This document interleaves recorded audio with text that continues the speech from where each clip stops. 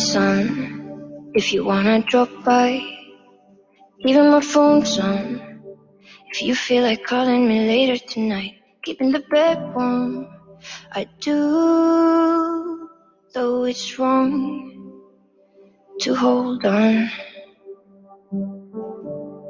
I try to come up with 100 of reasons not to, leading you back to my heart just by thinking of you. But you keep coming over, though deep down you know that you're wrong to hold on. I wish I could unmiss you, reverse the time so I could unmeet you. It would've made it so much easier. If I could unmiss you and I'll miss you, and you could unmiss me too. I only say good things in front of our friends. I don't wanna talk shit, cause what if we wanted to try us again? Telling nothing but you, cause it's wrong, and I should be stronger by now. I try to come up with 100 of reasons not to, leading you back to my heart just by thinking of you. But you keep coming over, though deep down you know that you're wrong to hold on. I wish I could unmiss you, reverse the time so I could unmeet you. It would have made it so much easier.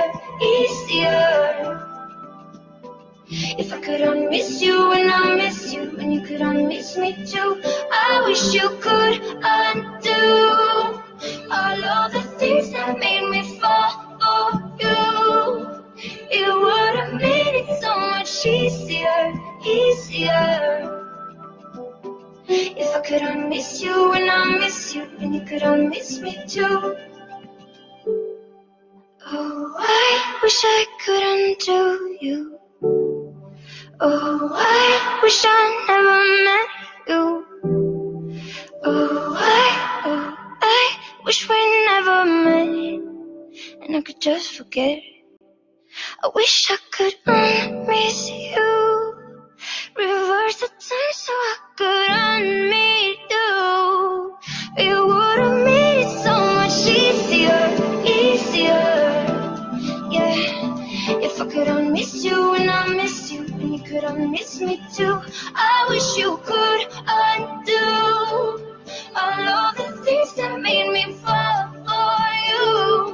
It would have made it so much easier. If I could unmiss you and I miss you, and you could unmiss me too.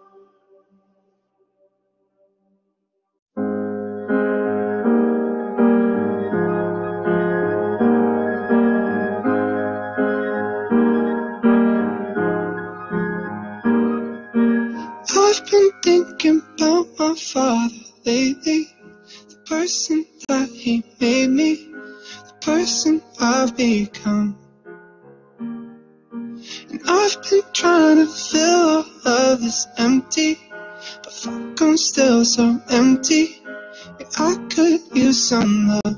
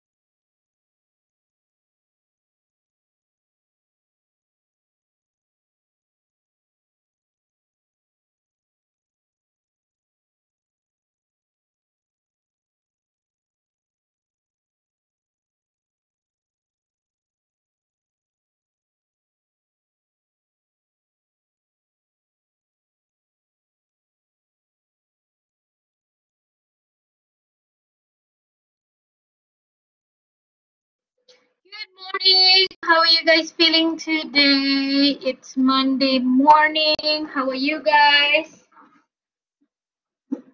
How are you? Can you hear me? It's week 7, ladies and gentlemen. We're almost done.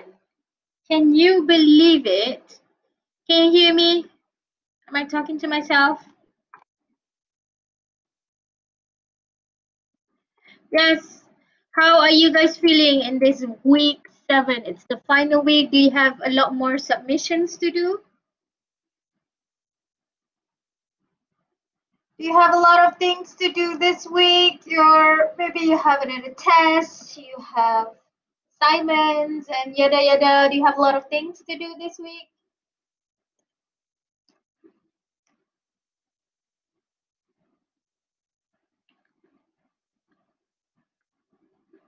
Hello.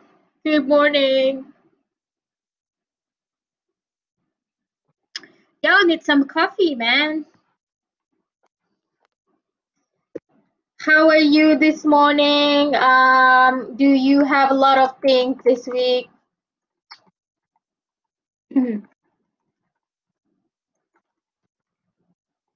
Assignments, missions, quizzes, tests. Hmm. Good morning.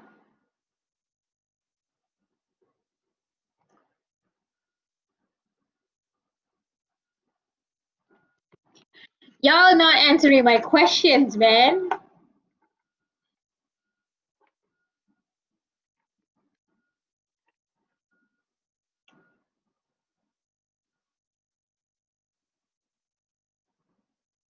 Oh no. Oh, mass comm test. Oh, okay. So I hope that you guys will be able to manage your time wisely, I guess. We also have 2 more things and that's it. It's the final thing and you don't have to go for final exam, which is wonderful. Should we get started now? I hope that you guys are stable and performing well. I'm sure you guys are. Okay, so stay strong. It's the final week. We can do this. Okay, right. So let me, should we start? Can I start now? Should we start?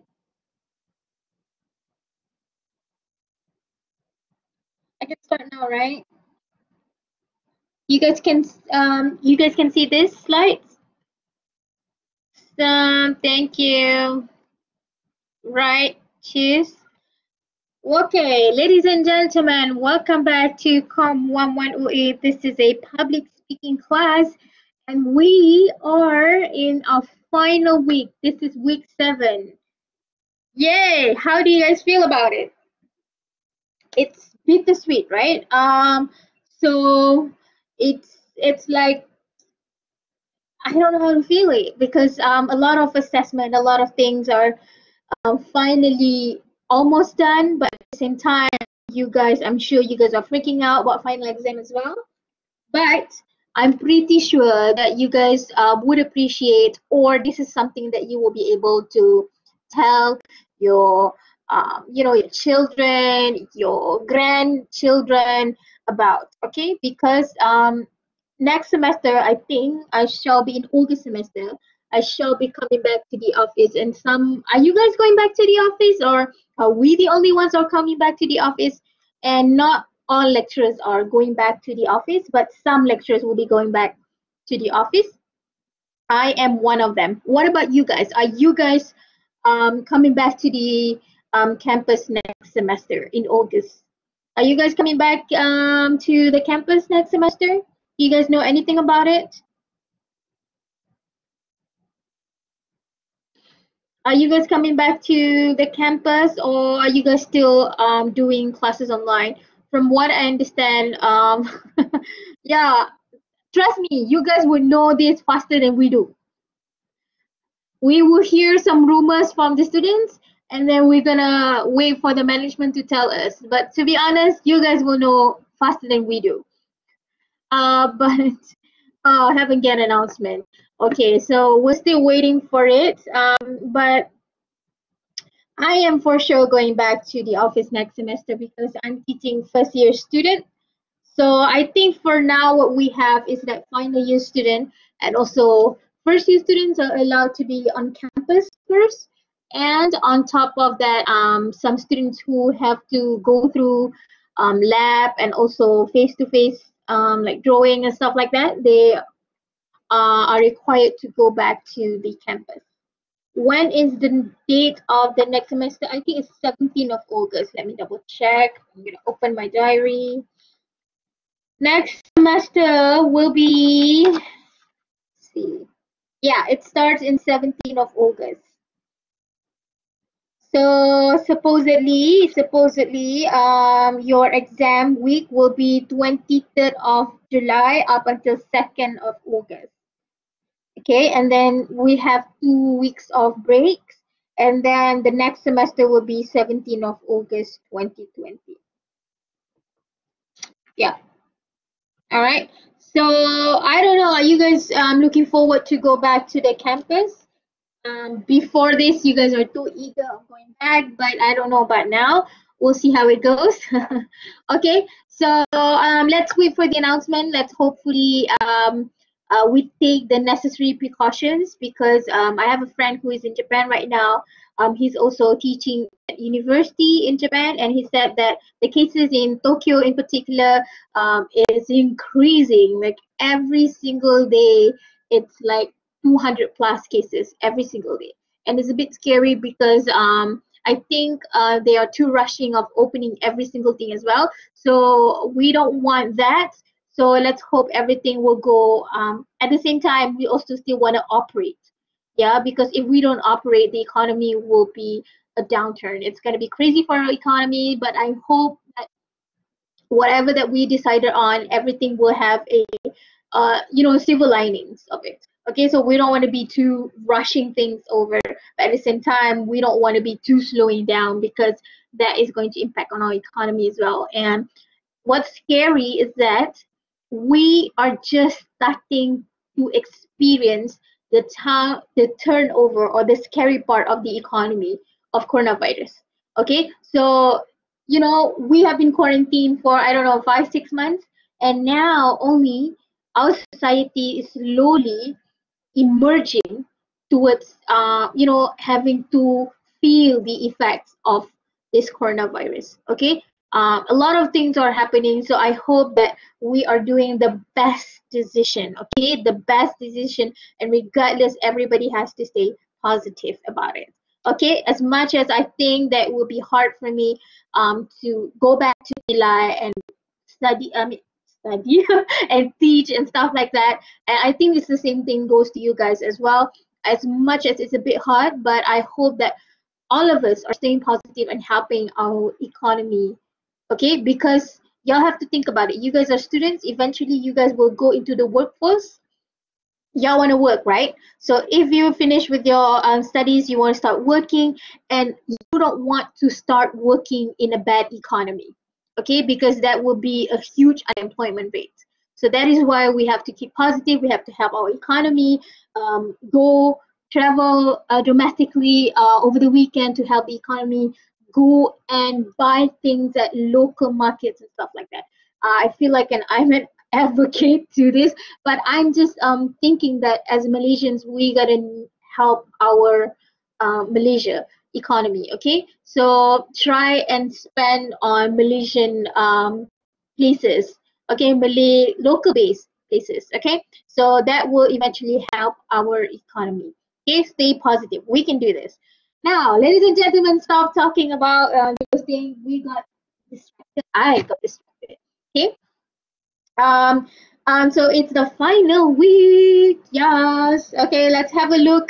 These are the only two remaining assessments that y'all have to give to me at the end of this week. Okay. So again, ladies and gentlemen, again, I'm going to emphasize this again. If you feel like very overwhelmed, you can ask for extension. Okay, I'm not a monster. You can ask for extension, but please do it beforehand. Like for instance, this group presentation presentation is due this Friday, you can't text me in the middle of the night on a Thursday asking for extension. You can ask now if you want to, like 3 days before or even 1 week before. Okay, please do let me know, inform me. I'm all right. I'm okay. I'm open for stories. I'm open for understanding your workload as well. Okay, I'm a human being. Okay, all you have to do is just ask for me. Okay, the same thing goes into your reflective essay. Now let's talk about the previous, okay, the past assessments that some of you guys did not do. Okay, so if you did not do, please do. I think it's very tiring for me to have a look at who has done it and who hasn't done it. And after all, you guys are adults. And I saw people not submitting, but I thought that you guys are adults and you should take care and you should take responsibility on your own learning.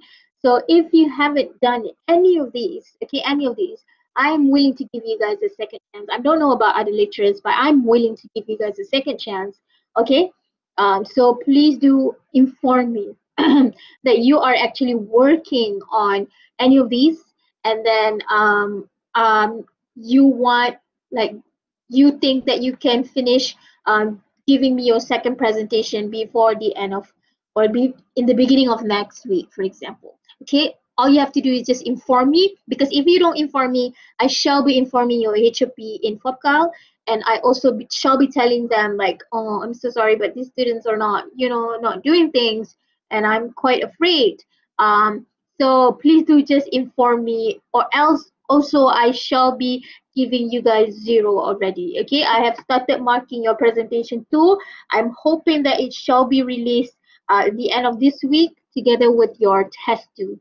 Okay, right, so these two are the remaining ones. Now what we're going to touch on today is that we're going to talk about methods of persuasion. I purposely wait for this title to be after your test, because it's going to be quite a lot and I don't want you guys to be studying or revising on methods of persuasion simply because it's quite heavy. Okay, and methods of persuasion, it's particularly for persuasive speech, but it was not tested in your test too, and there's a lot of critical thinking going on there. So we're going to touch on it today, and then I'm going to give you guys some time to have a consultation with me, group consultation. Okay, so it's very, I highly recommend you guys to pitch in front of me first and tell me, like, Miss, we're trying to do this is our product, this is how we're going to convey it. Okay, by discussing with me, you'll be much more clearer, and I can give you guys some suggestions and things like that, so that you can get a bit more higher marks for your final presentation. Okay, right. Right. I also have an announcement. On Wednesday, I shall be taking leave. It's due to some personal reasons. Don't ask why, but there's a personal reason that I need to take leave on Wednesday. So our class on Wednesday will be substituted. I will prepare a video and I will upload it online, and also y'all have to finish on one task. Okay, I'm going to talk about how to use stories in your presentation in that video. I will be posting it before Wednesday. Okay, and try and do that, or try to complete those tasks before Sunday to get your attendance taken. Okay, because I normally would take attendance on Monday, so please do it before Sunday 11:59 p.m. Right? Excuse me. Right. In today's lesson, I'm going to talk about methods of persuasion. Now, this is mainly focusing on persuasive speech, but I am also seeing this in a lot of essays, which a lot of students also committing to a lot of fallacies, which is basically bad reasoning. Okay, so when it comes to persuasion, you have to show people that you have a very good argument. Okay, you have good argument. Ladies and gentlemen, have a look at this water bottle. This water bottle is definitely one of a kind.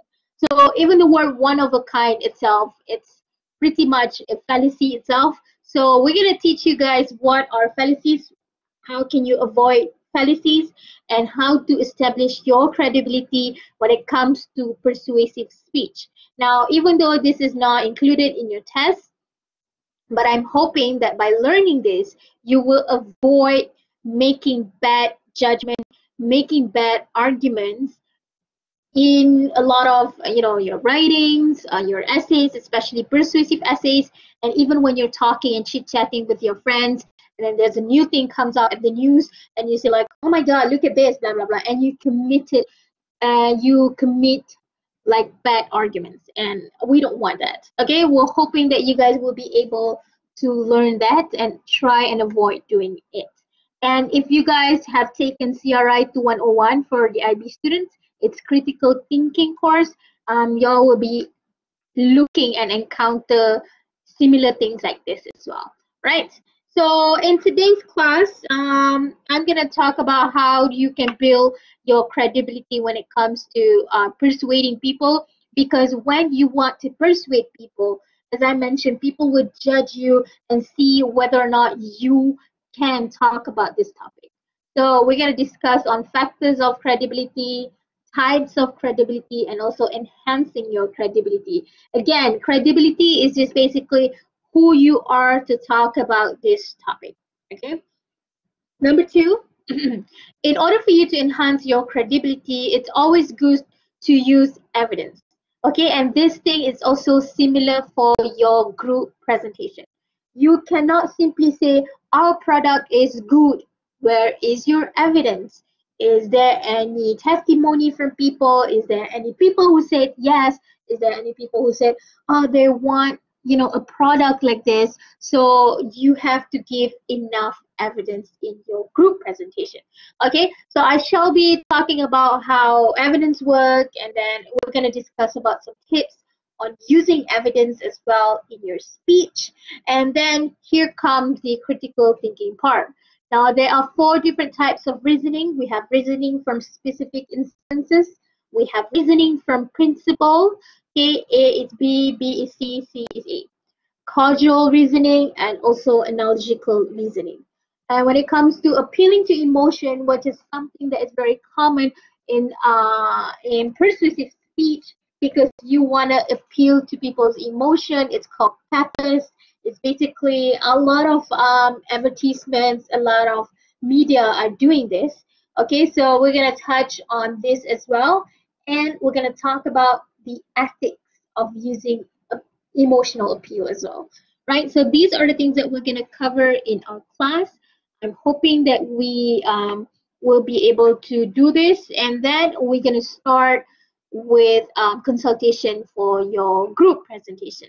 Okay, now let's talk about credibility first. Again, credibility, in other words, in the easiest, simplest meaning, is actually who are you as a speaker to talk about this topic.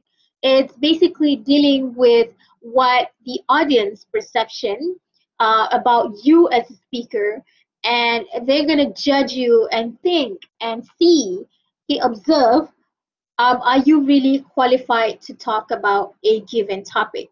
Okay, so there are 2 factors, okay, 2 factors that influence people to look at their credibility. The first thing is what we call as competence, and secondly, we look into that someone's character. Okay, competence to deliver the topic. Character, is this person honest? Is this person really, reflecting on this topic? And is this person is actually showing that he or she cares about the topic itself? Right.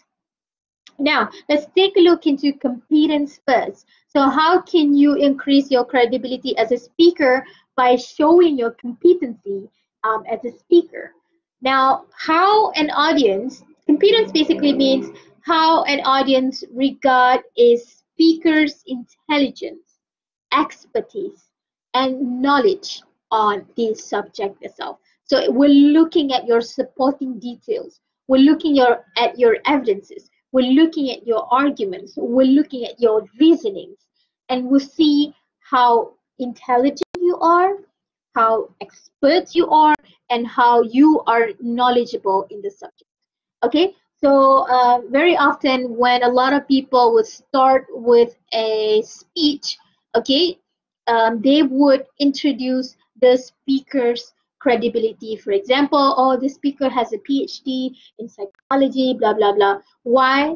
That is to show the credibility of competence of the speaker itself.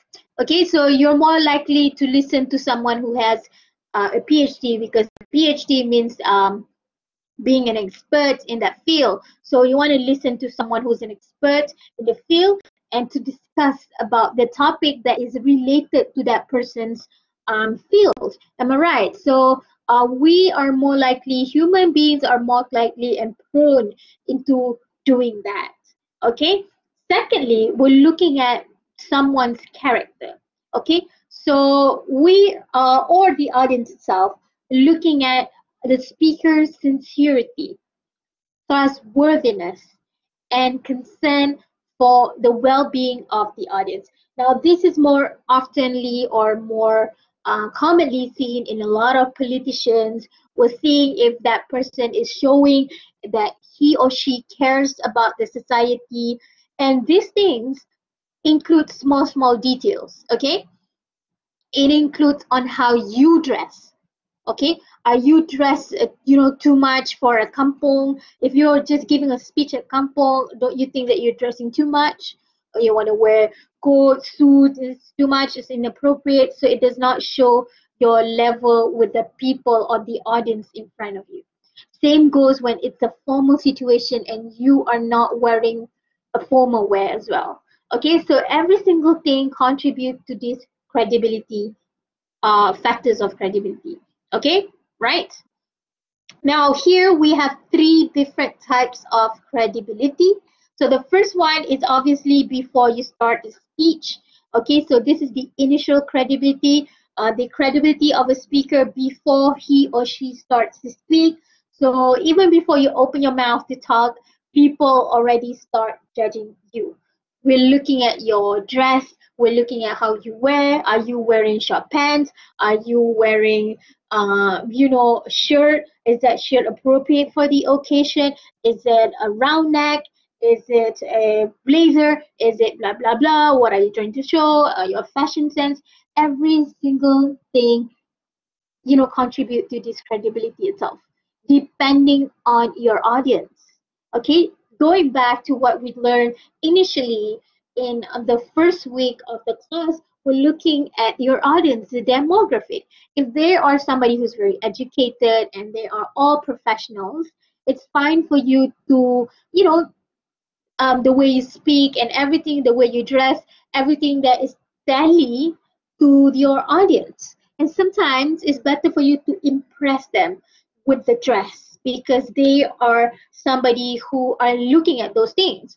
But if you are going to the kampong and you want to wear like a red dress, overly dressed, that would be very, very inappropriate. Again, going back to your audience and think about them, and is this appropriate for the occasion that we have on that day? Okay. Secondly, we're looking at derived credibility. Okay, so derived credibility is every single thing that the speaker said, okay, or produced, okay, during the speech itself. Every single claims that the speaker did or say during the speech itself. Okay, so that is derived credibility. Now, finally, we have the terminal credibility, which is at the end of the speech. We're looking at how you end the speech. Are you ending it at a very weak note, in a sense that, it's very, oh, man, not really. It's not very impactful. Okay, so basically, it's the three different parts of the speech. We have initial credibility, we have derived credibility, we also have terminal credibility. Okay, so those are the three types of credibility. Moving forward now, we have enhancing credibility. Now, how can you improve your credibility as a speaker, right? So the first thing is basically just tell them.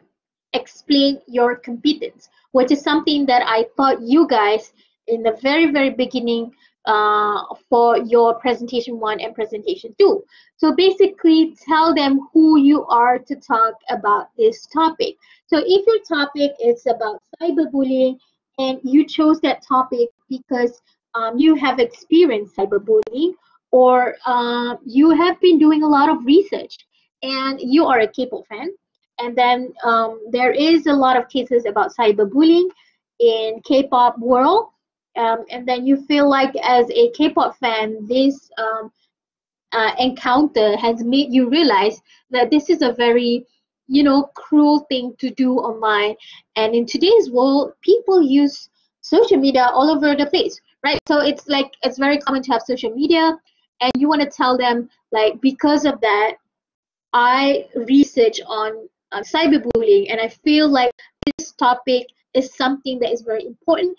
And as a member of this society, you just want to inform them on why cyberbullying happened and why we shouldn't contribute, or why we shouldn't, do this. And sometimes people don't realize making fun of people online, or just, simply put some mean comments or mean emojis online, actually is a cyberbullying. Okay, because we don't know how that person feels about it. Okay, so basically, going back again is explaining who you are to talk about the topic, right? So number two, try to establish common grounds with your audience. Now, this is something that a lot of politicians would normally use. They would say, I understand how you feel. I understand how it feels living without clean water, which is why if I win the next election, I'm going to make sure every single people in our kampong will get clean water. Okay, so basically establish common ground, giving your empathy, giving your using the empathy to actually say, oh, I understand how you feel. I have gone through the same thing as well. Okay, so establish the common ground with your audience is also another way for you to enhance your credibility. Now, finally, in order for you to enhance your credibility, you have to be able to deliver your speech fluently, expressively, and also with conviction. Now, I have had my mass comm students, they laughed at me when they saw the video for the body movement. A lot of them are very good in English. They're very fluent, but they're not very expressive. They say, oh, miss, do we have to do that? Do we have to do that? Unfortunately, yes. Okay, so because when you talk with a bit of emotion, in a sense that you have a good voice modulation, okay, people will more likely to listen to you. When you have good voice modulation, your pitch is good, the way that you convey and you use very strong language, you will eventually be able to express your speech better. Okay, I have had students who are very good in English, but they're not very expressive. Okay, which is something that you have to unfortunately change in public speaking course, because you want to make people listen to you, and that is one of the ways. Okay, so deliver your speech fluently, expressively, and with conviction, right? Now, as I mentioned, one of the ways for you to increase your credibility as a speaker is also by providing supple and enough and good evidence, right? And that is basically one of the important highlights of what we're going to talk about today. Okay, giving evidence, giving good reasoning, giving good arguments.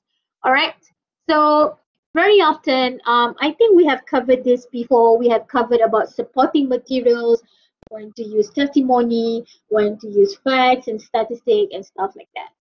Okay, so evidence is basically supporting material that we use to prove or disprove, okay, to reject someone's argument.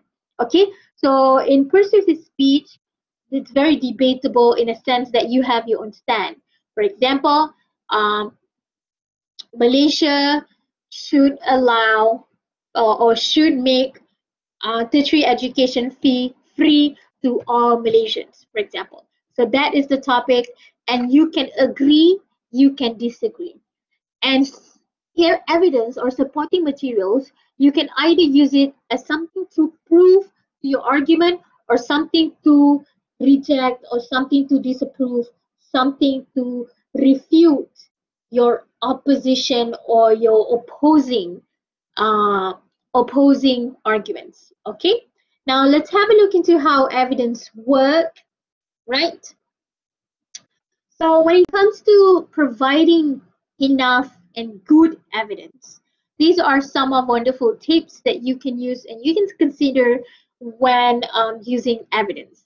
So the first one is actually using novel evidence.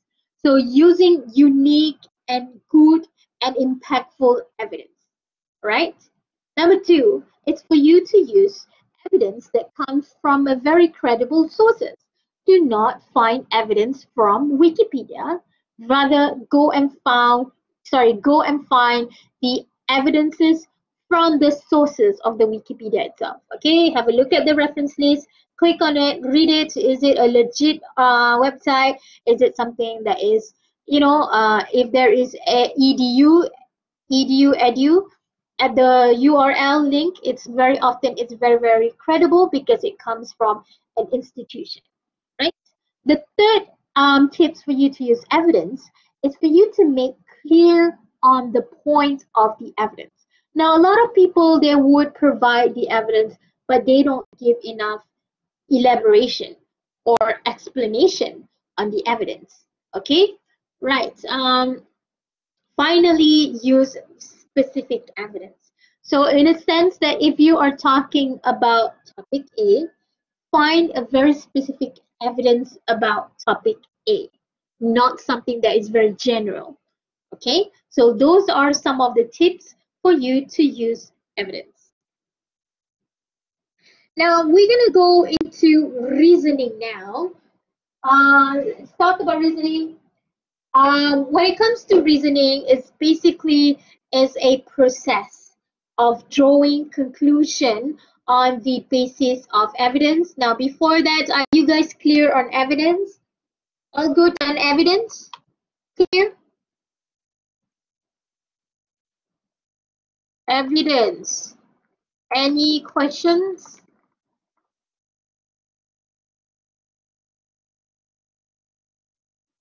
Okay. Right. Shall I move forward? I'm so sorry. A lot of input is being put now. So we're gonna have a lot of. I'm so sorry. This is very lecture-like, so you'll have to listen. Okay, so now we have reasoning. Now, basically, reasoning is a process of drawing a conclusion based on the best basis of evidence. Now, this is very far, very something that I really do want to put out there to my students, because sometimes when I'm reading your essays, when I'm listening to your arguments, I'll be like, no, sis, that is bad argument. Okay, so reasoning is very important. Okay, reasoning shows your critical thinking. Right, now let's have a look at reasonings. We have four aspects of reasoning. Okay, we have reasoning from specific instances, we have reasoning from principle, we have causal reasoning, we also have analogical reasoning. Now, the first one, let's have a look at reasoning from specific instances. Right, so reasoning from specific instances is basically referring to reasoning that moves from particular facts to general conclusion. Okay, so you have a bunch of facts, and you have to try and make link between those facts to make some general conclusion. Now, the guideline for you to do if you were to choose, or if you were to do reasoning from specific instances. Number one, try to avoid generalizing.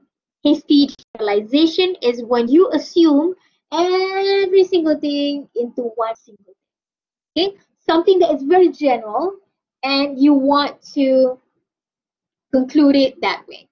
Okay, for example, some students from public speaking some students or a few students from public speaking did not pass test 2, for example.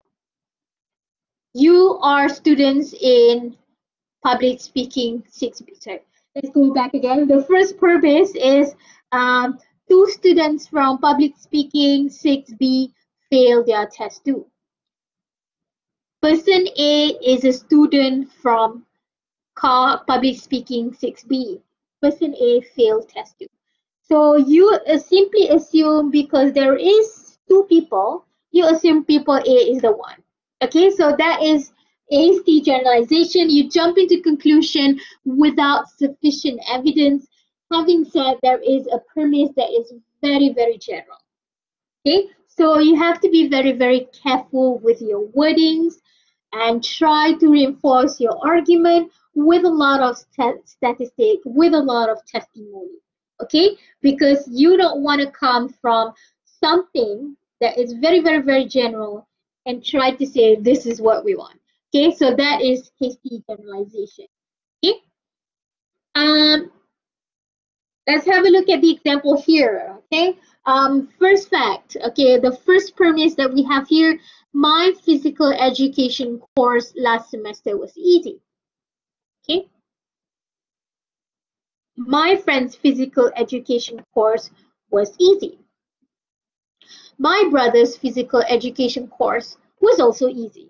So you can conclude that physical education courses are easy based on the testimony of yourself, your friends, and also your brothers. Perhaps we can say that physical education courses are easy. Okay, right. So let's move into the second one, which is reasoning from principle. So reasoning from principle basically means that you provide reasoning that is from something that is very general into something that is very, very specific. Okay, so in order for you to do that, I'm going to give you an example in a bit. In order for you to do that, firstly, you have to pay very, very special attention to your general principle, because even with that general principle, sometimes it does not basically directly contribute to the specific conclusion. Use this to persuade your audience, support the minor premises as well. Now let's take a look at this example here. So we have your first premise is all people are beautiful. So all people here are referring to something that is very general. Okay, anybody on earth is beautiful. Okay, so all people are beautiful. Then you have one specific person here. You have Farah. Farah is a person. Okay, so the second premise, Farah is a person. Now your conclusion is that therefore Farah is beautiful. Right. So this is okay in a sense that the first premise of people is something that is very general. Okay. So Farah is a person, which is also a people. So Farah is included in this category of all people. Therefore, Farah is beautiful. Okay, so you can accept this conclusion because the first premise is general, and the second premise is part of the first premise. Okay, so all people are beautiful. Farah is a person, therefore Farah is beautiful. So we can accept this conclusion here because Farah is also part of all people. All right, okay. Now, next we have causal reasoning. So causal reasoning basically trying to establish relationship between causes and also effects. Okay, so for example, because the sidewalk was slippery, I fell and broke my arm. So the cause of it is the slippery sidewalk. That is the cause. And the effect of it, I fell and I broke my arms. Okay, so this is something that is very, very common that a lot of people do. But there are some people who eventually make this into something that is a fallacy or bad arguments. I'm going to talk about it in a bit. Okay, so that is something that we call as slippery slope. All right, right. This one is acceptable. This is acceptable because you're saying cause A is causing effect A. Okay, so this thing is causing this effect. All right. Now, the common errors, okay, that should be avoided when using causal reasoning is firstly fallacy of false cause and assumption that the event only has one cause. Okay, for example, you woke up in the morning, you have a lot of your eyes are red. Okay, you woke up this morning, you have your eyes are red, and you remembered yesterday you ate eggs and also maybe some fruit. You simply assume that the cause of it is the egg because you say that, oh, but fruits is good, so fruits wouldn't do that. So you assume that that event, your eyes are red, is because of only one thing, which is the eggs itself, not because of the fruit. Okay, you cannot have that assumption. So these two are the common error when people do causal reasoning, which is fallacy of false cause and also events that assumption that only one thing happened, so or one cause that happened because of an event. Okay. Now, when it comes to causal reasoning, okay, this you have to be especially very careful when you deal with question of facts or question of policy. Now, sometimes you can say that, but this can be a bit dangerous. We cannot really escape causal reasoning because that is something that we use every single day. Like, oh, I had a stomach ache, or maybe it's because of this, blah, blah, blah, blah, blah. Okay, so you associate what the effects that you are, happening to you with the causes. So you think that, oh, what happened yesterday? What did I eat? What happened? Blah, blah, blah. It could be this, it could be that. So that is something that is very common in our life, and it's being used routinely. However, if you do it, um, if you do not use it correctly, you will bound to do a lot of fallacies, right? Now, next we have analogical reasoning. Now, analogical reasoning is when the speaker compares two similar cases and infers of what that is true in the first case and also true for the second case. Now, an example of this, if you are good in sports, there are a lot of macam-macam say that, oh, she's good at playing basketball or she's good at tennis. So she's probably good at ping pong as well because it's the same thing lah. You have the you have to uh, it's basically almost the same mechanism, right? Tennis and also ping pong, you have two players, one ball and then one pass and one, I don't know what is it called. You have to pass the ball and then you have to receive it. I don't know. So basically, analogical reasoning is when you say if A is good, most probably B is also good as well. Okay, so let's look into the guidelines of this. So the guideline is when two cases are being compared are essentially alike. Okay, only when it's almost the same thing. Right. So if you want to say if you're good at tennis, you're probably good at basketball. That would be wrong because the mechanism of tennis and basketball are two different things. One is basically that, and another one is something else. Like you have to chase, you have to, slam dunk. I don't know what is it called. Okay, so it's the different mechanism. So only use this when the two cases that is being compared are almost similar. Okay, so number two, when arguing for a new policy, when you try to argue for a new policy, try to find out whether it has happened somewhere before. Okay, so in the point of view, for example, or political point of view, so you want to implement a new policy on this, but you don't know how it's going to look like, right? So you have to see and research whether or not it had happened before and what is the consequence or what happened if that is being implemented. What exactly happened? And lastly, persuade your audience if the analogy shows true parallel of the situation. It's almost the same thing as the first one. So almost like if both of them are almost the same thing. Okay, so if you want to say if you are good in tennis, you're probably good in ping pong.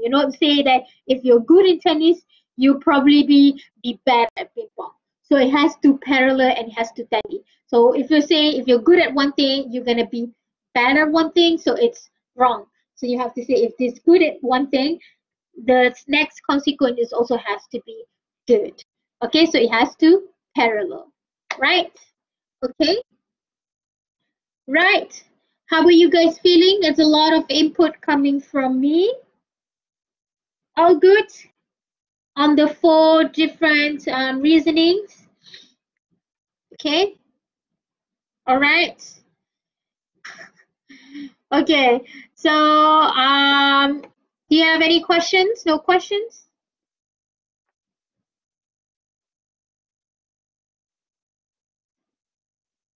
Okay, so let's take a break for 5 minutes. All right, no questions. So we're gonna take a break now. You all go and grab your coffee, go wash your face and stuff like that. Um, Let me open SpongeBob for you guys.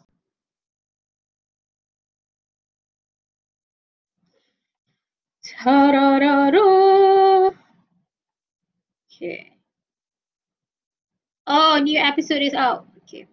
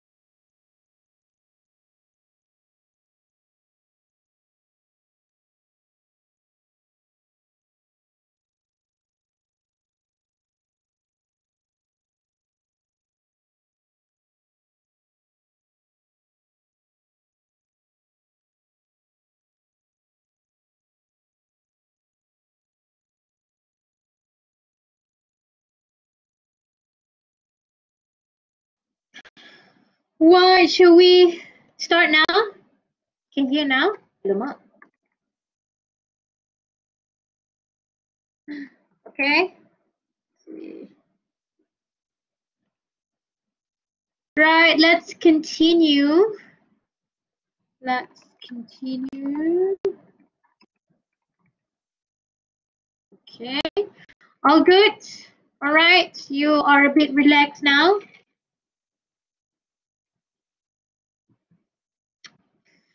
Okay. Let's move on into a lot of errors in reasoning. You guys good? Okay. So, ladies and gentlemen, before I talked about the four types of reasonings. Now I want to talk about fallacies. So, fallacies basically means that bad arguments. Okay, error in reasonings. Now, a lot of people, I think I saw on social media most oftenly, they have some of these. Okay, so you so some for somebody who is like me, who is an advocate for creative and critical thinking, I am somebody who is very passionate when it comes to critical thinking, and these are some the fundamental and basic part of critical thinking. Okay, so you have to understand fallacies before you do arguments, regardless of any kind of arguments. Because when I look at Twitter war or something like that, when anything happen or goes viral, I would go to the Twitter thread, even though I don't have a Twitter. I do have a Twitter, but I don't remember my password. It's always the case for my social media. I don't remember my password, but because Twitter, I was able to see the conversation going if they are publicly, if they open their tweet for public. I often see a lot of young people nowadays. A lot of them are doing some of these. Okay, so some of the reasons why I think that it's also important for you to learn about this is for you not to commit to these fallacies because you don't want to seem like you are just one immature youngster. Okay, so when you give your argument, you want to be sound, like you have a good reasoning. Now, I believe in social media in a sense that I believe that a lot of young people nowadays, they don't just talk, okay? They do. A lot of actions are being done, and we are becoming a bit more aware of a lot of things in the world because we have social media.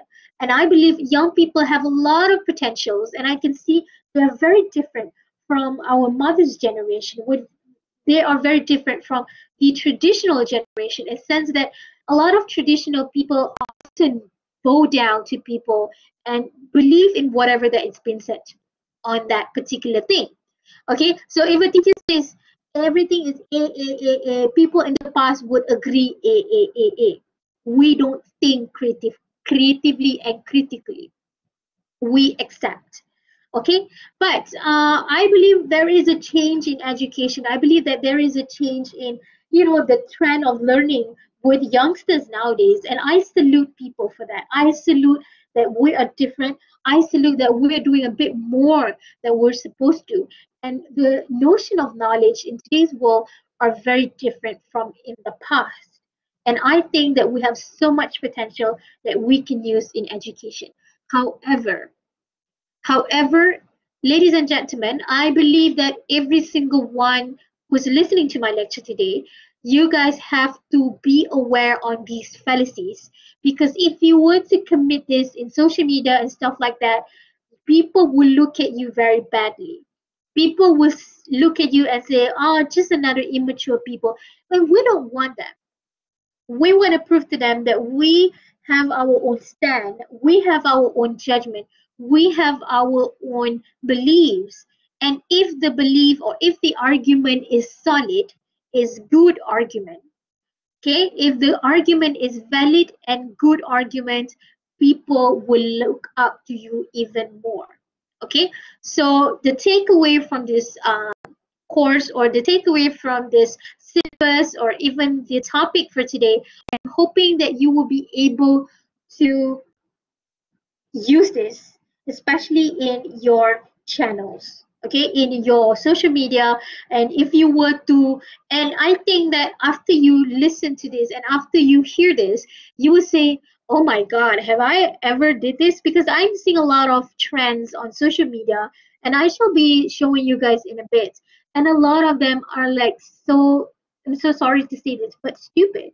And by showing you guys these red herring, we have ad hominem, we have either or, we have bandwagon, we have slippery slope, we have invalid analogy, we have appeal to tradition, and also appeal to novelty. So, in order, I mean, after listening to this, I'm hoping that you guys will not commit these fallacies. Okay, remember, fallacies are bad things. These are bad arguments. Do not do this. Okay, so we have a lot of things to cover. Let's move one by one. So, which is why also I don't want to teach this before the test, because it will be quite a lot of things and quite messy in a sense that I don't want to test you guys on this, because this is more of a critical thinking rather than, you know, a public speaking.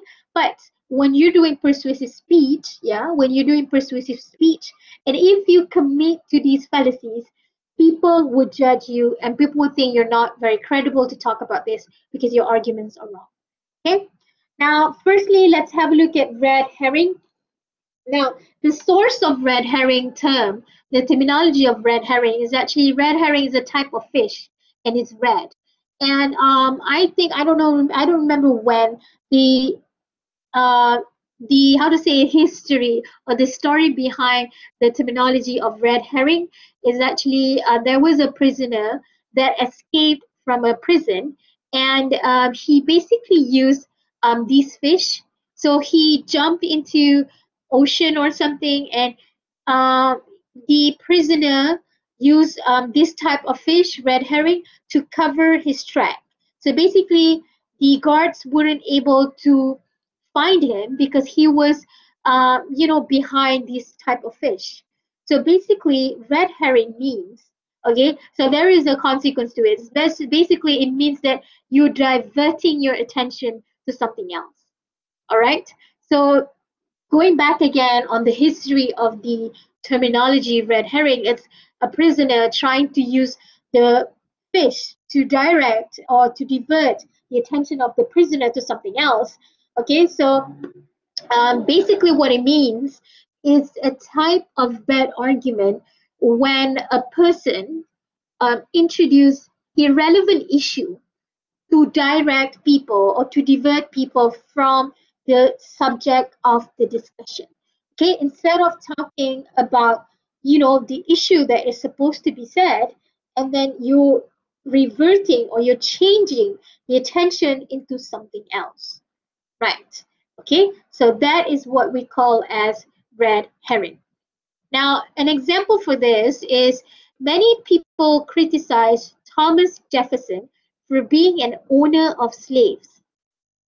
But Thomas Jefferson was one of the greatest presidents, and his Declaration of Independence is one of the most eloquent pleas for freedom and democracy ever written.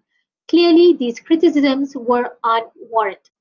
Okay, so here let's have a look. The first thing that we say, the argument is said that whether or not Thomas Jefferson is an owner of the slaves. Okay, so that is the argument. So the argument is that some people say, oh, Thomas Jefferson, I thought he's supposed to be the, you know, the president's Declaration of Independence, but yet he has so many slaves. Have a look at the word but. Thomas Jefferson was the one of our greatest presidents. Now, you are changing the topic now. Instead of arguing or proving to us that Thomas Jefferson did not own slaves, instead of providing evidence on that, okay, instead of providing evidence on that, so this person is saying that Thomas Jefferson was one of the greatest presidents. Now, here we go. That is red herring, because instead of focusing on the real argument, you're talking about something else. Okay, so that is red herring. You change the subject You try to make it into something else rather than the actual argument is. Okay, that is red herring. Now, next we move on into ad hominem. So ad hominem is a Latin word.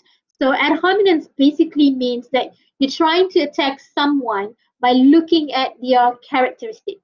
Okay, by looking at them as a person rather than looking at the argument itself. Okay, so an example here, the head of department has many interesting ideas on laboratory development, but let bear in mind that he had held many respectable positions before. So here, instead of looking at his or her interesting ideas on the laboratory development, you want to look at the position. Okay, all right.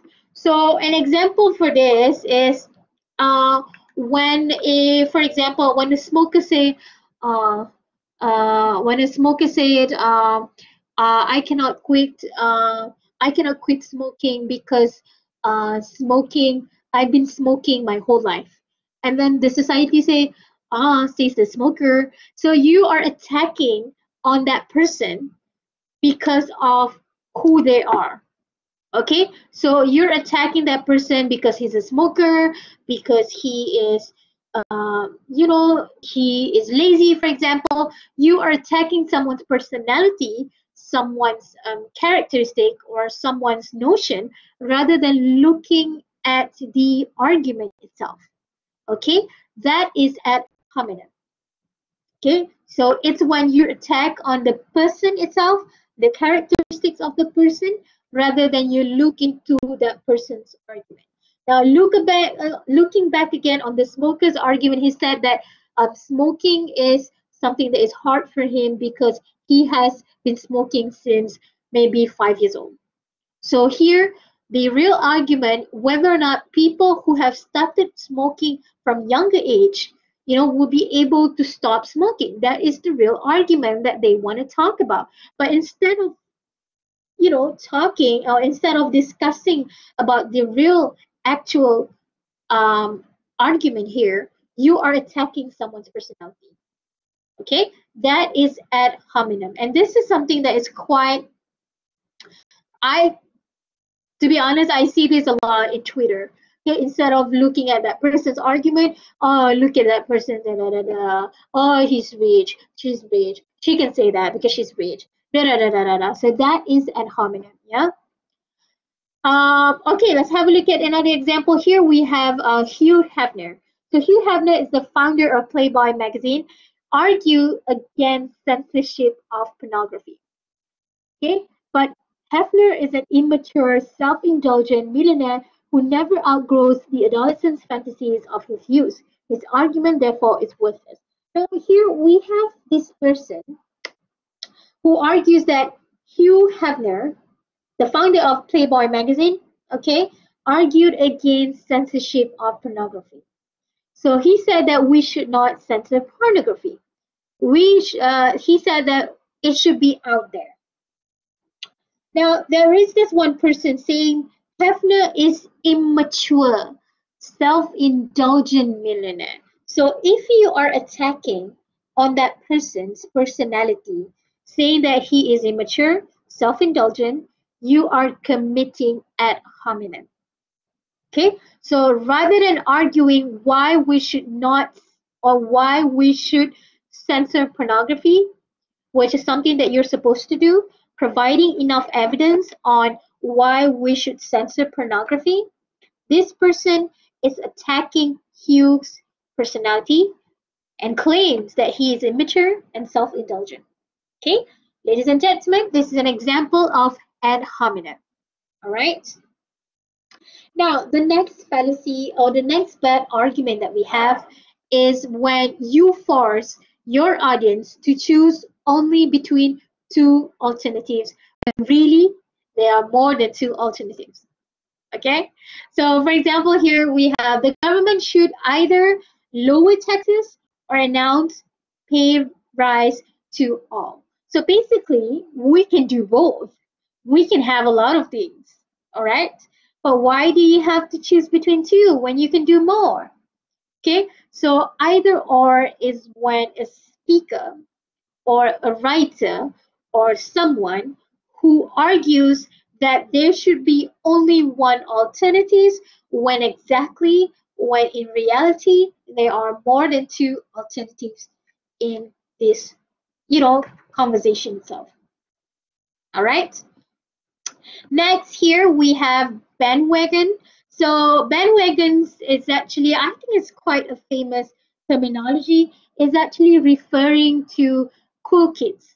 Okay, something that is very cool, something that is very fashionable, something that a lot of people would look like. Okay, so bandwagon is actually an example of bandwagon is an example of bad argument when you want to say something is popular, therefore it's good, correct, and desirable. Okay? Because it's what the society believes in, everybody has to follow it. Okay? An example here, the lecturer must be right about his facts regarding teaching because he is popular among students. Because he's popular, then it's good. Because blah blah blah, then it's good. All right. So I want to show you guys an example of a trend that is going on TikTok, which I feel that is a good example for this. Okay, let's have a look. I don't know if you guys know this. This is called the coronavirus challenge. Um, this is so stupid. So basically, they started doing this coronavirus, I think, in the beginning of coronavirus actually happened. So let's have a look. It's Corona time. Hey, it's Corona time right now. Stupid. So basically, licking toilet seats during coronavirus. How stupid is that? Okay, so unfortunately, quite a number of people actually followed this, and I saw in the news quite a lot of people, or sort of like TikTok stars. They actually do this. Okay, so just because the cool kids or the popular kids do this does not mean that it's good. Okay, all right. I don't know. Oh my god. Oh my god. I just, when I look at this, I'm like, I know, right? Am I the only one who thinks that this is so stupid? But seriously, guys, there are people who did it, and I don't know if she's the one, but I know that one of them said that, oh, we fly on a private jet, so it's very clean, blah. Regardless, it's toilet, for God's sake. Oh God, please, before you do or think about something, uh, think thoroughly, okay? Don't just follow the crowd, right? Okay, moving on to slippery slope. Right, slippery slope is a type of bad argument that assume by taking a first step will lead to something that cannot be prevented. Something that is too big. Something that is really really dumb. So let's have a look at an example here. Enabling federal laws to control the amount of obscenity in video games is the initial step in progress of total government control of media censorship authority. So you're saying because we control a certain amount of obscenity in the video games, and you're gonna say we're gonna end up, everybody or the government will end up controlling the whole censorship, which is basically wrong. Okay, so you're assuming just because we have one small step, it's going to cause one big social problem. Okay, right? So one big thing. So that is basically slippery slope. And I always see a lot of people do this. Okay, they don't like the argument and they say, oh, now have a look at this, because we are normalizing this, now we're going to end up having this. Okay, so a lot of people will do slippery slope. Okay. Um, this is also another example. You can say now that TSA is allowed to use full body scanners and invasive pat down before letting us through the security, it is only a matter of time before they strip each every man, woman, and child who wants to fly on a plane. So you know the security check on the at the airport. So just because the airport is, you know, putting a lot of scanners and try to pat us at our body just to make sure that we don't have any, you know, items that could be dangerous before letting us go into the airplane. And now, because of that, there's this person who says that it's going to eventually result in every man, every woman, and every child has to strip down or basically open their clothes. So basically, it's very bad arguments. It's just so unacceptable in a sense that you're saying just because at the airport we have body scanners and we check to make sure that we don't have any dangerous materials, any dangerous weapons for our own security at the airport. You're saying that it's going to result in everybody who is, you know, who wants to board on a plane has to strip their clothes. So stupid. Okay, so a lot of people, trust me, a lot of people tend to do this. Okay, do not do this. Right. Next, we have invalid analogy. So, invalid analogy is when two cases are being compared, but they're not essentially alike. Okay, so for example, you want to say employees are like nails. Just as nails must be hit on the head to get them to work, so must employees. Why the heck you want to compare employees with the nails? Not nails on a body nails, the nails and hammer thing. So why do you want to have this analogy at first place? Okay, so this is something that we call as invalid analogy, right? Next, we have appeal to tradition. So appeal to tradition is a bad argument that assumes that when something is old, automatically it's better than something new, right? For example, I don't see any reason to abolish electoral college. It's been around since the adoption of the U.S. Constitution in 1787, and we should keep it as long as the United States continue to exist.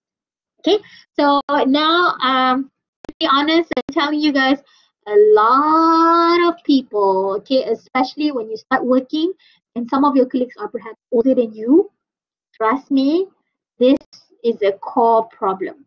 Okay, they don't want to change into something new, and usually their usual uh, reasoning should be, oh, it's how it that is how it always has been done. We can never change it, Farah. It's always how it's been done. Okay, I give up. Right? So this is a bad argument. This is something that we call appeal to tradition. Just because something is old, something that has always been done before, does not mean that it's good. Okay? Right? To me, it sounds like it calls for a change. But yet again, okay? So this is an example of appeal to tradition. Now we move into appeal to novelty. So basically, appeal to novelty is a type of bad argument that you simply assume. Now this is the other way around. This is simply assume that when something is new, automatically it's better than old. Okay, so as a young people, please do not assume this, right?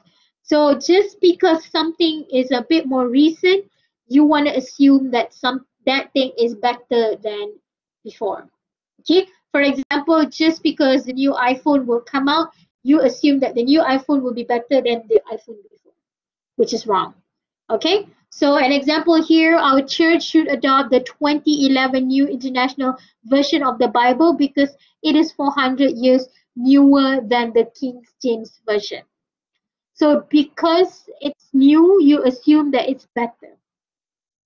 That might not be the case. You have to have a look at it and see, is this better than this? Is this something that people can relate more to? Blah, blah, blah. So instead of looking at the content of it, you're looking at the year or which date was it published. Okay, so just because something that happened or something that is out more recently does not mean that it is better than old. Okay, so it's the opposite of appeal to tradition. Right. Now let's talk about appealing to emotion. Now, I don't know if you guys have heard this. This is very famous. It's one of the Greek Greek, how to say it, Greek traditions when it comes to. So Aristotle is a very, very wonderful speaker. He is one of the greatest speaker in history, and a lot of times Aristotle he used a lot of pathos.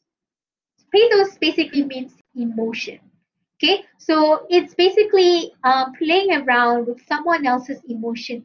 Why? Because we are human beings.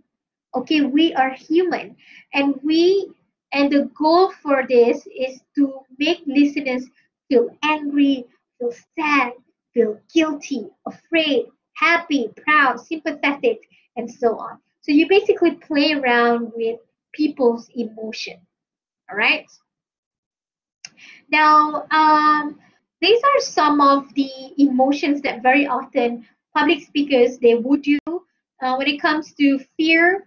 Okay, they can use fear when their topic is usually something that is from an illness like cancer and stuff like that, or natural disasters, like tsunami, like Katrina, or even like coronavirus, okay, or sexual assault, personal rejection, economic hardship. So we can try and instill fear among our audience. When it comes to compassion, okay, compassion is feeling sympathy and stuff like that is when your topic is dealing with physically disabled people or battered women or neglected animals, starving children, or even for people who have um, you know terminal illness like AIDS or something like that. Okay, so when it comes to pride, okay, we can always use it when your topic is dealing with nationalism, like our country, our family, our school, inti, our ethnic heritage. So we can instill these kinds of emotions among our audience itself. So when you want to use anger, it if your topic is dealing with terrorists or exploiting or maybe something that is something like an unfair treatment, vandalisms or stuff like that, you can try and instill anger among your audience itself. Okay, so I'm gonna be quick because we don't have much time. So next is when how to generate emotional appeal. So in order for you to appeal to the emotion of your audience, you have to use emotional language. Now, just like I mentioned earlier in our beginning of my lecture, I talked about how some of my students are very, very good in English. When it comes to their pronunciation, it's very good. Their English is very good, but when they speak, their tone is very monotonous. It's very normal, okay, because they don't show emotions. Okay, so how can you appeal to that, or how can you appeal to these emotions of your audience? How can you improve your ways of you to convey meanings? Is by developing vivid examples and speak with sincerity and conviction. Okay, right. So here are some general ethics for you to do some emotional appeal. So basically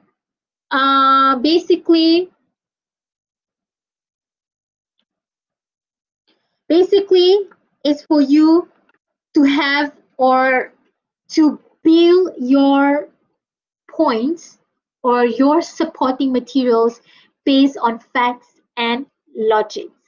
Do not ever substitute your emotional appeals for evidence and reasoning when trying to move for action. Okay, so when you are using appeal to emotion on this, okay, never substitute your emotional appeals for your evidence and for your reasonings. Okay, so a good speaker has a bit of a good balance between having a good foundation or providing enough and supple materials and evidences, at the same time being able to appeal to this emotion and saying that everybody in this audience would be able to change this problem. Okay, so you are using the emotional appeal to basically tell them or increase the significance of the problem. Then you use facts to back up your appeal, okay, or your argument. You can't just say use emotion, play around with your emotion, but you don't give good and enough evidence. Okay, right? So basically what we have learned, I am so sorry, it's a lot. Okay, that's a lot, which is why I don't want to do this before your test, because I think you guys will be very stressed out. It's a lot of things, and I don't ask you guys this in your tests. Okay, so this is basically the review. Listeners accept speakers for a reason, because they have high credibility, because they have good example, good evidence, because they are convinced by the reasonings of the speaker. They do not commit fallacies. They do not commit bad arguments, and they are moved by the speaker's emotional appeal. All right. Okay. Now I want to test you guys. Okay. Try and do this 5. Try and do this 5, and please provide your answer. Okay, so these are all fallacies, bad reasoning. So try and provide your answers in here, chat box. Okay, try and do this. So these are examples of bad reasonings. Okay, bad arguments. Let me open some songs so that you guys are a bit more chill.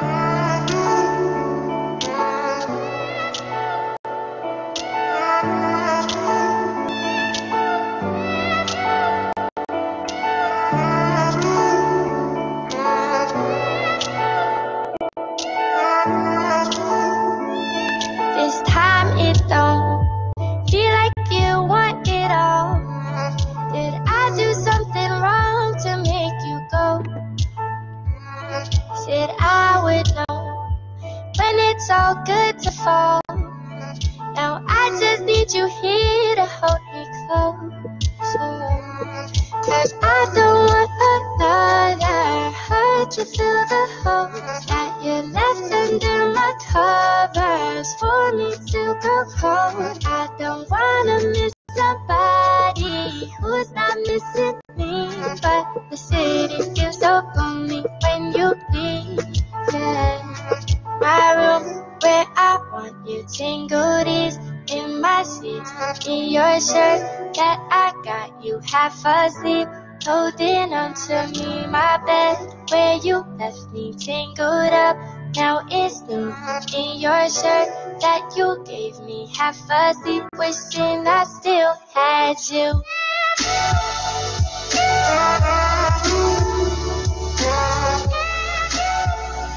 Half asleep, wishing I still had you.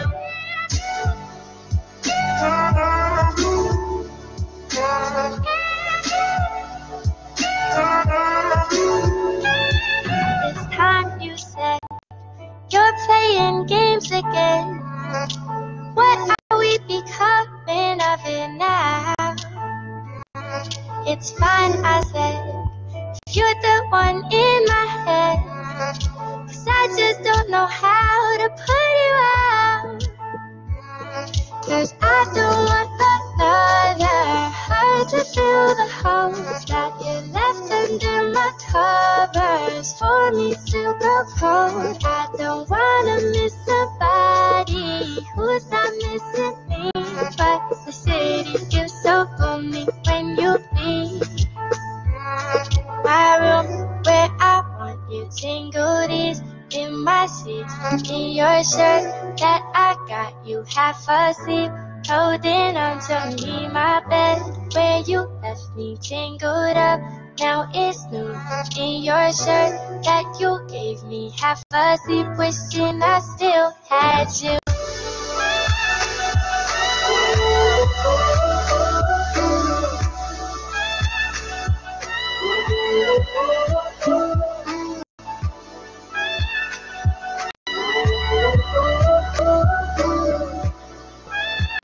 I'll never sleep wishing I still had you.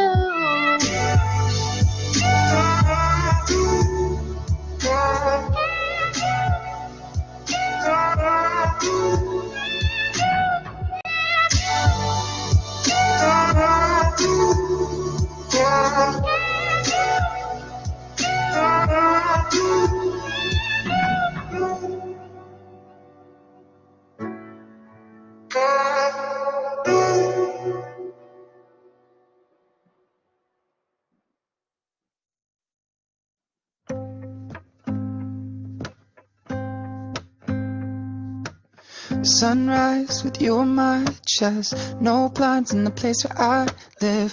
Daybreak, open your eyes, 'cause this was only ever meant to be for one night. Still, we're changing our minds here.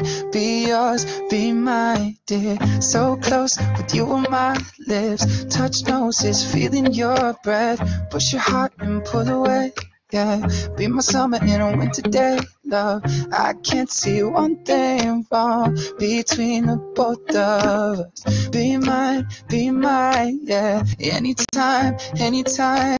Ooh, you know I've been alone for quite a while, haven't I? I thought I knew it all. Found love, but I was wrong. More times than enough, but since you came along, I'm thinking, baby, you are bringing out a different kind of me. There's no safety net that's underneath. I'm free, falling all in you. Far from me, who, what, how they appear. Yeah.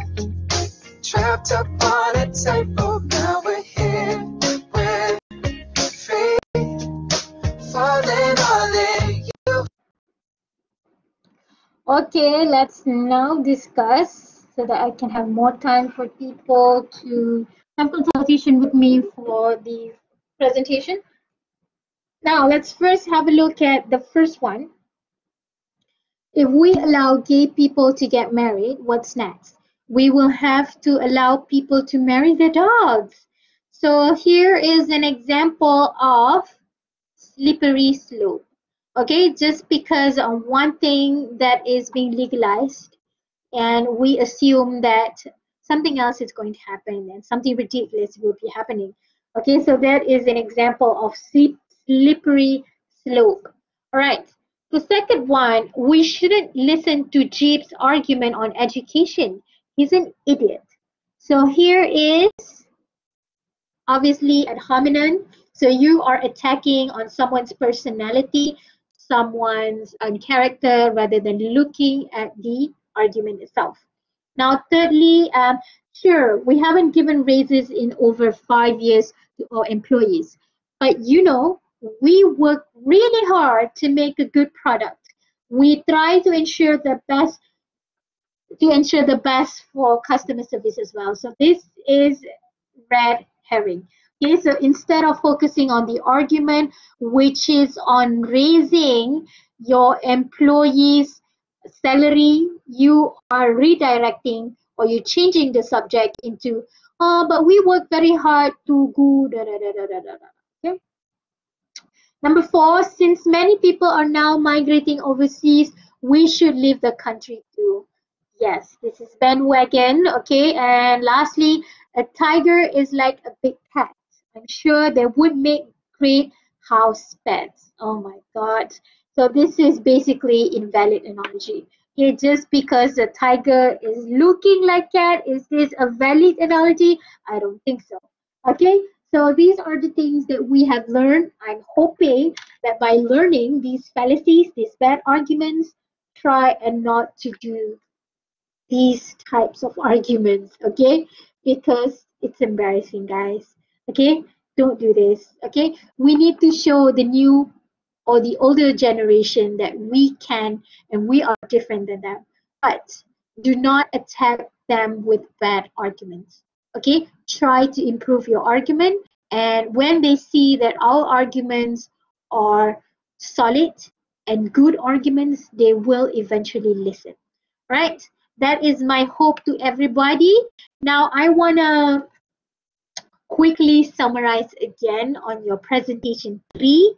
Okay, I want to summarize again on presentation 3. This is your final presentation, ladies and gentlemen. This is your final presentation, and this is a group work. I just want to make sure that everyone is on the right page. Okay, so this is how I'm going to mark your presentation. Okay, so I will be looking at your delivery. So now, because this is a group presentation, I'm not going to look at one person only. I'm looking at everybody and have an average. Okay, so I'm looking at average of everyone, and then please make sure that all of the things that I want here is shown in the video itself. Now here, for the gestures, I'm only looking at hand. You don't have to stand up because it will be very hard because you have to deal with it. Okay, so you don't have to stand up. Just like the example I showed you before, you can just simply sit down and record yourself. It's fine for this final presentation only. Okay, not the second presentation. This the final presentation is I'm only looking at your hand gestures, right? So here again, I'm looking at the average, everybody's, okay? Even if you have one good speaker, I'm not looking at that one speaker, I'm looking at everyone's performance, okay? Secondly, I'm looking at the language. I'm looking whether or not you have any grammar errors in your slides. Okay, so please proofread it. Please read your slides. You guys are in a group. Okay, before you submit, make sure that your language, your grammar, your spoken pronunciation and stuff like that are correct as well. Okay, and then looking at your content. So when it comes to content, I think I showed you this one. So make sure you have all of these steps. Okay, and then we have visuals. So here visual is referring to the prototype. Okay, there are 3 types of prototypes. I'm going to reiterate once again in a bit. And lastly, I'm looking at team effort. So what are team efforts?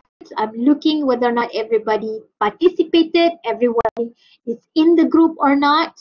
Okay, so here managed to answer the group questions. It's not applicable because this is an online presentation. Okay, so and also I'm looking whether or not everybody has almost the equal screen time.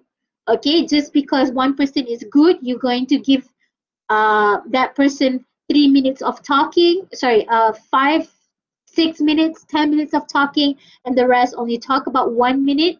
That is not allowed. I will deduct marks if there is an equal distribution of screen time as well. Okay, so here, please remember that you are presenting in front one of these group of people.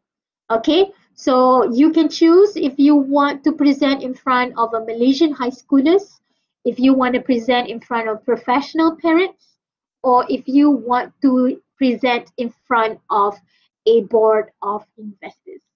Okay, how do you do that? You need to specify your target audience in your speech when you are interacting with them. Okay, for example, you say, thank you so much, lovely parents who are here and listening to our pitching session. This is da da da da. I'm representing from this company, blah blah blah blah blah blah. So you have to indirectly mention them in your presentation so that I am aware that these are your target audience. Okay, so you have to say, thank you, high school students. Anybody here who is above of who is Form 1 students? Can I see hands, Form 1 students? Wonderful. Any Form 4 and Form 5 upper form students?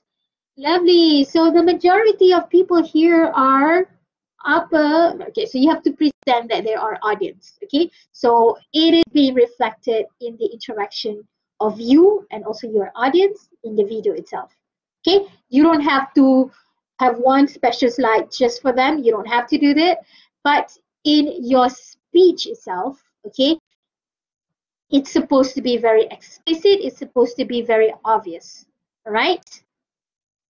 So I'm just going to do a bit of a reminder before you guys start recording.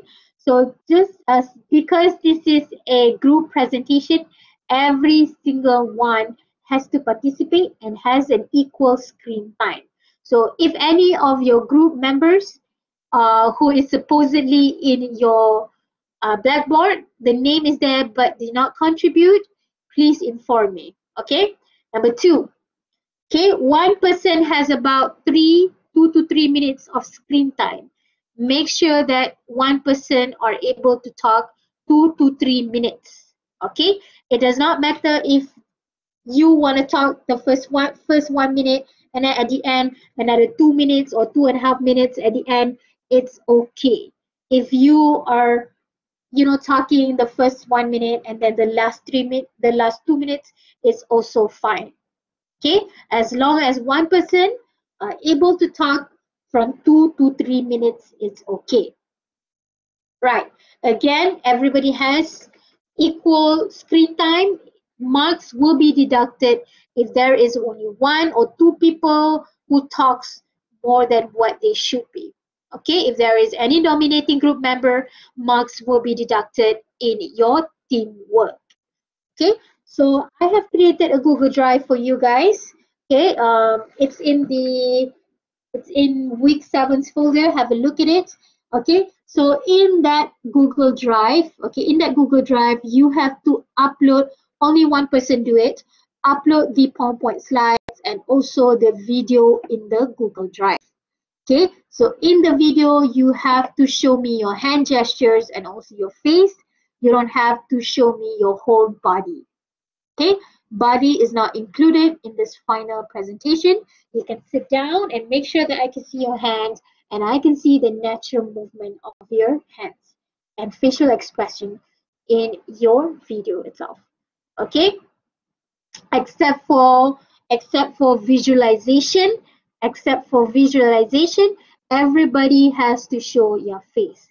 Okay, an exception for visualization, if you don't want to show your face because your camera or your what you want to show, the video is focusing on the prototype, then it's fine. But the rest, you have to show me your face, your video. Okay, all right. So I'm going to re-emphasize again on your product prototype because this falls under visualization.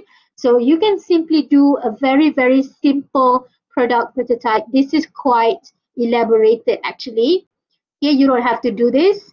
I'm going to show you an example of product prototype here. Now, this example I have shown you guys last week, but I'm going to show you guys again. As you can see here, this is an example of product prototype.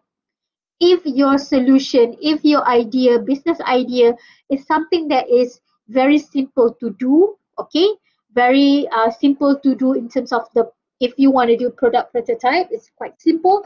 You can do it. As you can see here, you don't need to show me your face. Your voice is enough. As you can see from this video, this is a product prototype for our product. The main ingredients of the organic mothball is made by rose, lavender, cedarwood, cinnamon, thyme, and spearmint.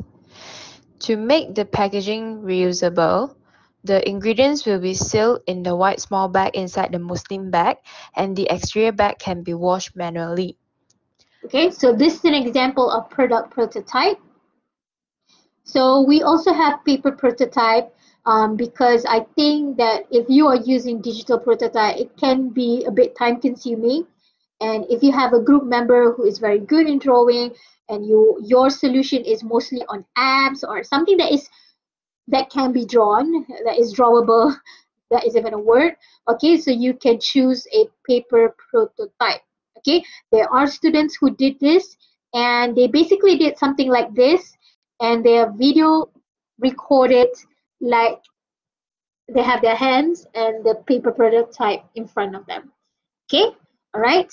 And lastly, we also have digital prototype. Depends on you. You can just use PowerPoint slides, but make sure there are pictures to assist your prototype or your presentation. Now I'm going to show you an example. Yeah. Okay, this is an example of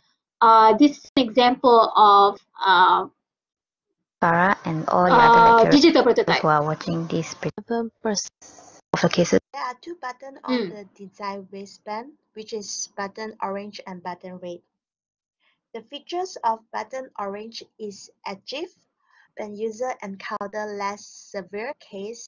Okay, so basically you have the actual product's photo and basically describing me using those prototype. So this is basically the function of this. This is the function of this. The reason why we designed it to be like this is because blah blah blah blah blah blah blah blah blah. Okay, so that is how you do your prototype. All right. Okay. Okay, right. That is all 8 that I have today. I'm going to allocate the last 8 minutes for groups who want to have consultation with me. I want to meet group 5 first because they have scheduled with me since yesterday. So the rest, if you want, you can stay here, but I cannot be too long because I have another class in a bit, or you can email me and then I can give you my free time. Tomorrow is quite free for me, so I will highly recommend you guys to show me what you guys are doing first before you start recording as well, just to make sure that you are on the right track. Okay, but if you're very confident and you talked to me last week, I think last week there are 2 or 3 groups who have shown me and I think that is quite okay, then it's fine.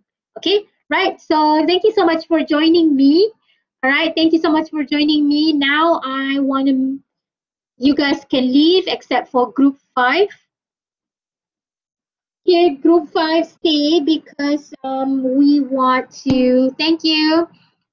We want to discuss about your prototype and also for your presentation. All right, thank you so much. Have a good day. Thank you. Bye.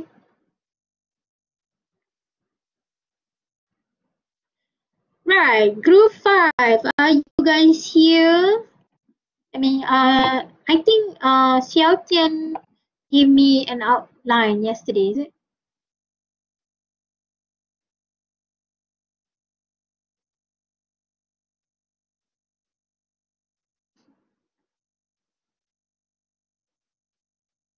Okay.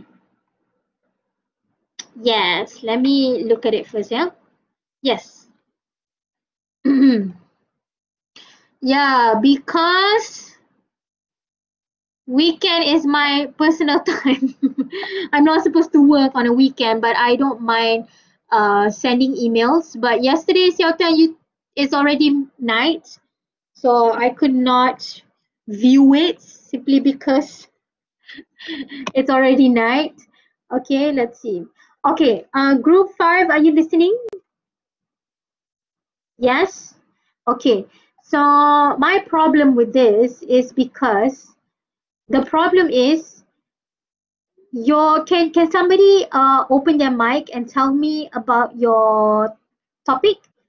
I think you have too many products. The problem if you have too many products is that in your prototype, you have to show me all. Okay, why not you just choose one product that you want to do? Okay, choose one that is unique and creative.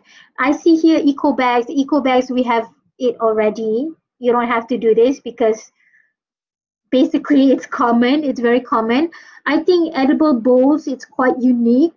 Maybe there are people who have done this, but it's not properly commercialized and it's not social business. You guys can do this if you want to. My say is that just choose only one type of product rather than one, rather than a lot.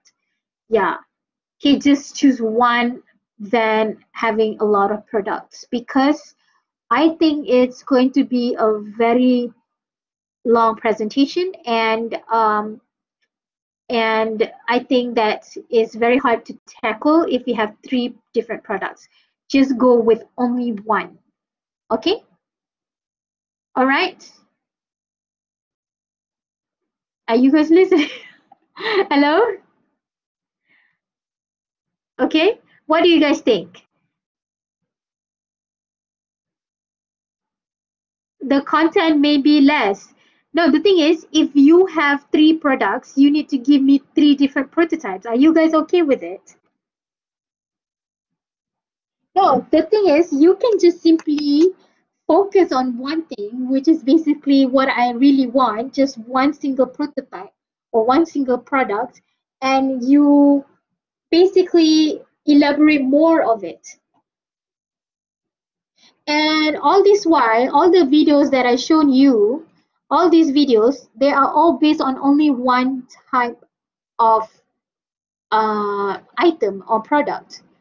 All of them just gave me one item. I don't mind if you want to give 3, go with it, but to me, it's too many.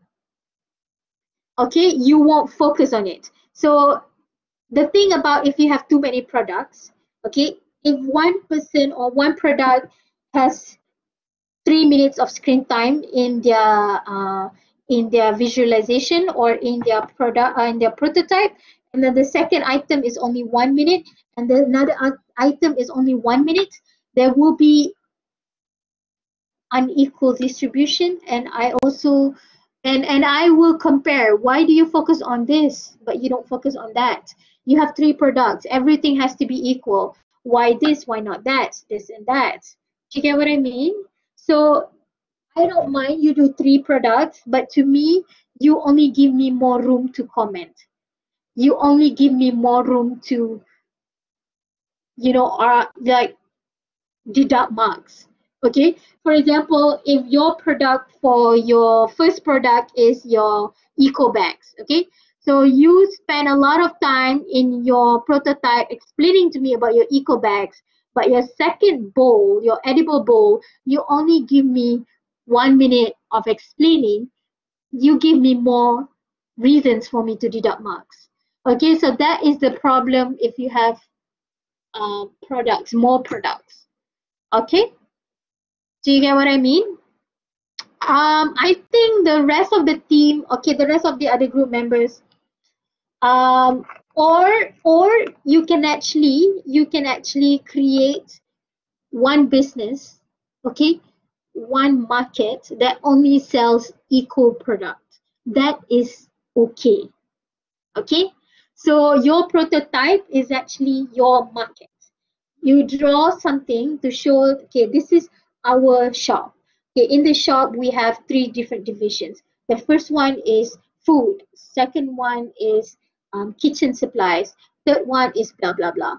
And the unique thing about our shop is that we are only selling eco-friendly stuff, and we encourage our customers to use eco-friendly bags, blah blah blah blah blah blah blah. That is okay. So your prototype or your thing is only one thing, one product. Your product is eco-friendly shop.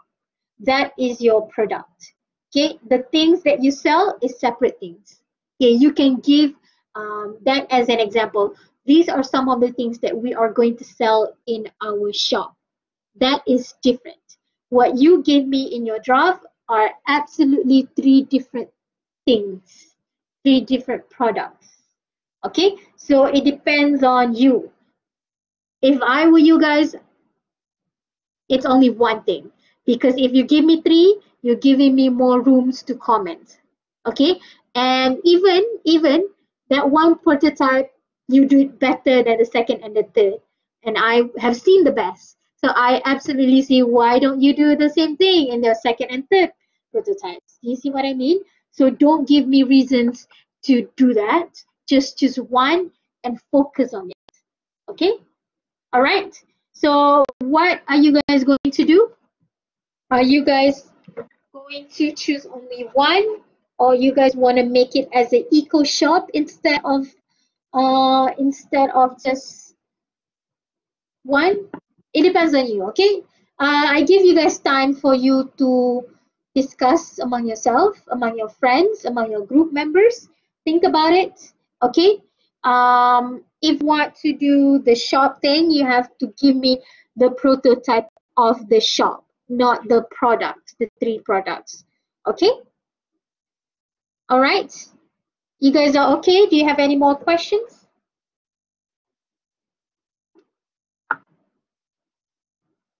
You can unmute your microphone and ask me. All good? Should our target audience and profit tell you directly, or should we mention it in speech? Mention in your speech. Now, for example, I think that the best target audience for you guys will be the third one, the group of investors.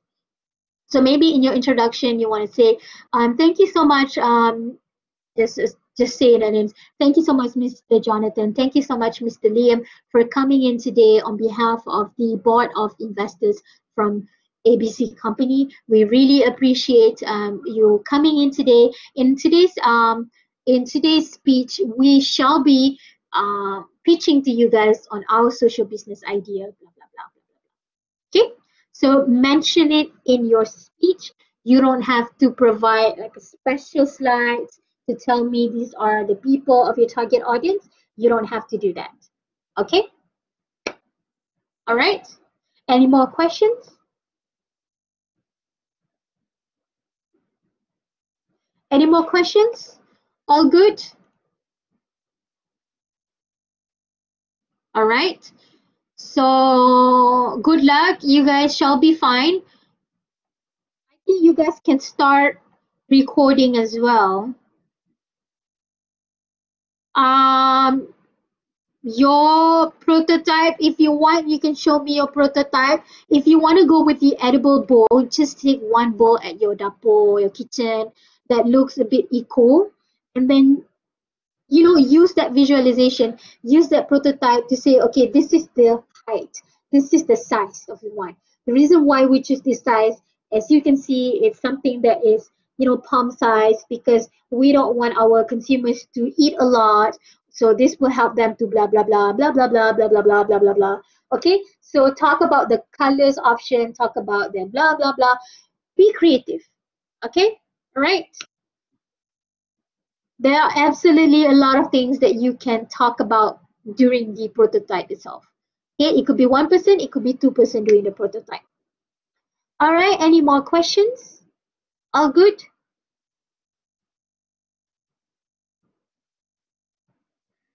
Anything else? Any other questions? So please remember, okay, please remember to show your face. Okay, all right. Good luck, you'll be fine. All good? Uni, you have questions? No?